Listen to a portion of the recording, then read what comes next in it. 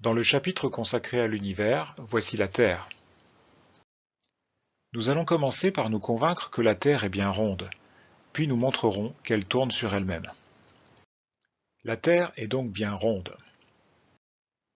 Pourtant, elle semble plate. Il n'y a qu'à regarder la mer, par exemple. Oui, mais quand un cercle est petit, on voit très bien qu'il est arrondi. Mais plus on agrandit ce cercle, et plus il semble plat. En allant plus loin, on pourrait imaginer un cercle tellement grand que localement, il semblerait parfaitement plat. Et si la Terre était comme cela, bel et bien ronde, mais tellement grande qu'elle semblerait plate? Voici un premier indice que la Terre est bien ronde. L'ombre de la Terre sur la Lune lors des éclipses de Lune est ronde. Si la Terre avait été plate, l'ombre aurait sans doute été rectiligne. Voici maintenant une preuve que la Terre est ronde. Si la Terre est ronde, notre regard est forcément limité. Quand on est au bord de la mer, notre regard porte seulement à une certaine distance. Au-delà de cette distance, nous ne pouvons plus voir.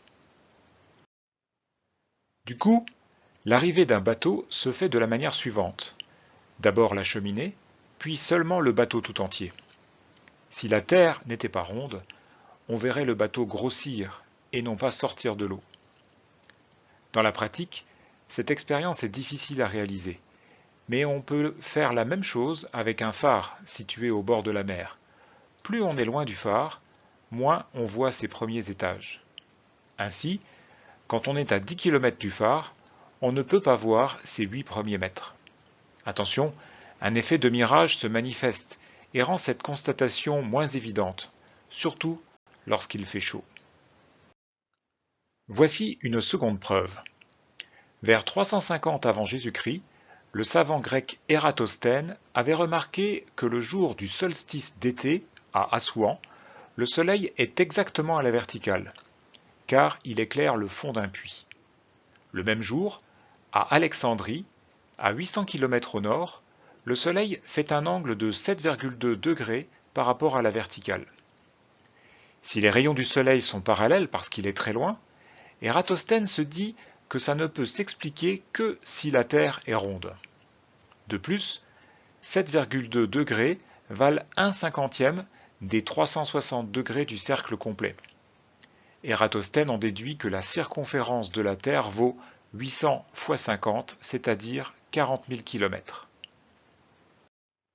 En fait, cette preuve n'en est pas une, si on ne fait que deux mesures d'angle. En effet, le raisonnement d'Ératosthène suppose que le Soleil est très loin, et que du coup ses rayons nous arrivent parallèles. Si ce n'est pas le cas, avec une Terre qui serait plate, on pourrait très bien observer des rayons verticaux à Assouan et obliques à Alexandrie. On pourrait alors en déduire par calcul à quelle distance se trouve le Soleil. Mais si on fait une troisième mesure d'angle à un autre endroit, par exemple à Ankara, qui est encore plus au nord, et qu'on fait le même calcul, on trouve alors une distance du Soleil différente, ce qui ne colle pas.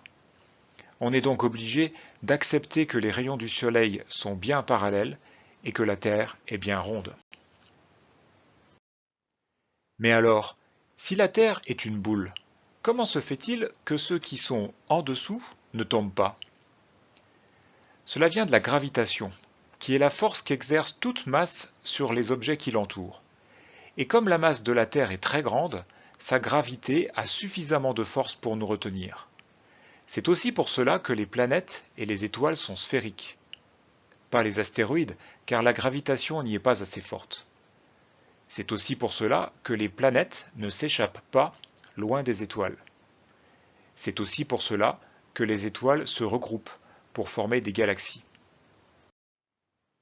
La position de chaque point sur la Terre est représentée par deux nombres, sa latitude et sa longitude. La latitude est l'angle fait par rapport à l'équateur, qui est une référence naturelle. La longitude est l'angle fait par rapport au méridien choisi arbitrairement comme origine. C'est le méridien de Greenwich. La Terre tourne sur elle-même.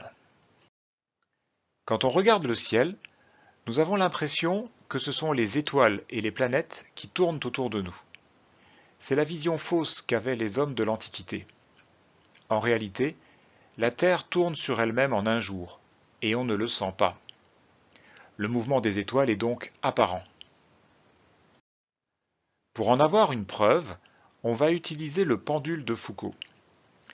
Le pendule de Foucault est une masse fixée au bout d'une longue tige que l'on fait se balancer. On remarque que le plan dans lequel se font ces allers-retours tourne lentement. À la latitude de Paris, il tourne de 10 degrés par heure.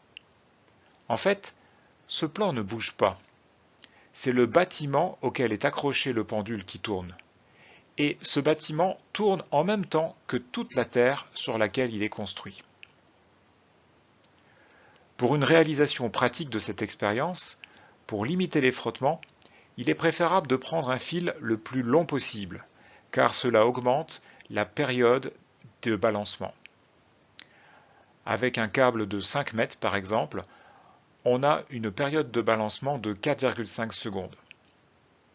Toujours pour limiter l'influence des frottements, il vaut mieux prendre un pendule le plus lourd possible. La rotation de la Terre sur elle-même donne une vitesse d'entraînement à sa surface de 1600 km/h au niveau de l'équateur. Pour lancer les fusées, on se place donc le plus près possible de l'équateur pour utiliser cette vitesse et ainsi réduire les dépenses en carburant.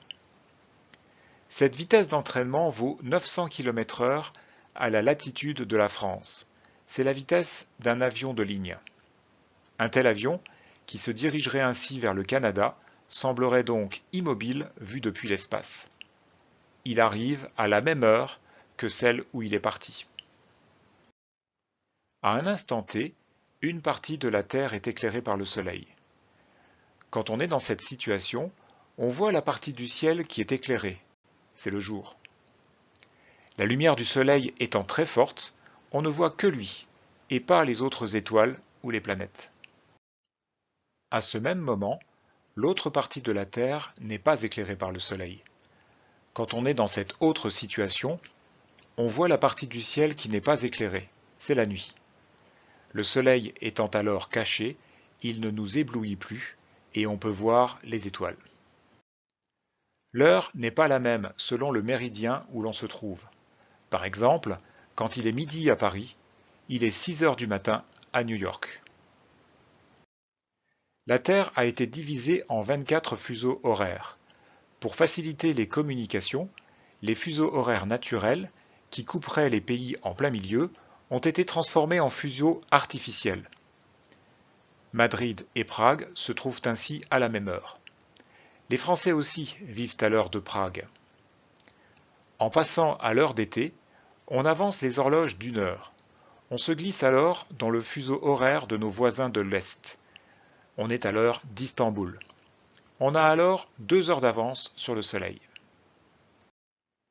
Dans un cadran solaire, l'axe du cadran figure celui des pôles. L'ombre du Soleil nous donne l'heure de la journée. Pour trouver le sud avec le Soleil, on place le Soleil entre le 12 d'une montre et l'aiguille des heures. Le 12 indique alors la direction du sud. Voici en annexe quelques calculs plus approfondis et donc plus difficiles. Dans l'expérience du bateau qui s'approche de la plage, quelle est la hauteur de ce bateau qui est caché à notre vue? Prenons O comme centre de la Terre. Prenons R comme rayon de la Terre. On place l'observateur au point A et il regarde vers la droite dans la direction G. Le bateau est figuré par le segment FC. FE est la partie du bateau qui est cachée à l'observateur, soit alpha l'angle EOA. Dans le triangle EOA, qui est rectangle en A, on a la relation R est égale à OE cos alpha. Par ailleurs, la longueur de l'arc AF est AF égale R alpha. La hauteur de bateau caché est donc EF est égale à OE moins OF, qui est égal à R sur cos alpha moins R, qui est égal à R sur cos AF sur R moins R. Si on fait une application numérique en prenant 6400 km pour le rayon de la Terre et 10 km pour la distance entre l'observateur et le bateau, cela donne EF égale environ à 8 mètres, ce qui est tout à fait observable, presque à l'œil nu. Si on veut reproduire l'expérience d'Ératosthène sans aller en Égypte, eh bien on va se placer le jour de l'équinoxe de printemps ou d'automne. À cette date-là, le Soleil est à midi à la verticale de l'équateur. Le même jour, à Metz, on va planter un gnomon. C'est un bâton planté verticalement et on va prendre un bâton d'une longueur de 1 mètre. On mesure son nombre, qui est ici OM, et on trouve 1,15 m. On va donc en déduire l'angle alpha sur la figure avec la formule arctangente de OM sur GM, ce qui nous donne 49 degrés, c'est-à-dire 0,86 radians. Or, Metz est situé à 5462 km de l'équateur. On en déduit donc le rayon de la Terre avec la formule R est égal à D sur alpha et on trouve 6370 km. D'où la circonférence de la Terre, P, est égale à 2πr, soit 40 000 km. Si on veut calculer l'incertitude sur P, la circonférence de la Terre, en utilisant la technique suivante, on va devoir trouver la différentielle de P que l'on va étendre aux variations. On prend la formule de P, qui est 2πd sur alpha, et on calcule du coup delta P sur P, qui sera égal à delta alpha sur alpha plus delta D sur D. On voit qu'il y a deux composantes dans notre erreur. La première qui est celle de l'erreur issue de la mesure de OM et de GM, qui ensemble nous ont donné l'angle alpha. Et une deuxième composante qui est celle issue de l'erreur sur la mesure de D. Avec la formule alpha est égal à arctangente de OM sur GM, ce qui nous donne delta alpha est égal à delta OM sur GM plus 1 sur OM sur GM carré, avec delta de OM sur GM est égal à OM sur GM, le tout multiplié par delta OM sur OM plus delta GM sur GM. On va pouvoir faire une application numérique. Si on s'y prend bien dans nos mesures, on peut raisonnablement obtenir 1 mm d'erreur sur les mesures de OM et de GM.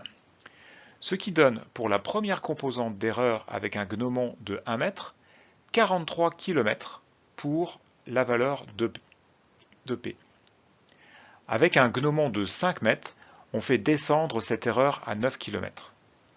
Pour la seconde composante de l'erreur, si on prend une valeur de D trouvée sur Internet, 5462 km, avec une erreur de mesure de 5 km, on a une incertitude qui vaut 37 km. Mais si on devait faire cette mesure nous-mêmes, comme l'ont fait les Grecs, ce serait beaucoup plus difficile.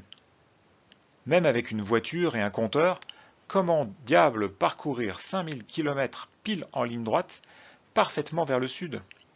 Si on le faisait, on aurait sans doute une erreur bien plus grande. En prenant une erreur de 100 km sur les 5000 km, la seconde contribution de l'erreur devient 733 km. Ératosthène, de son côté, a fait plusieurs erreurs qui se sont compensées. Il a du coup trouvé, par chance, une valeur assez proche de la réalité pour le périmètre terrestre.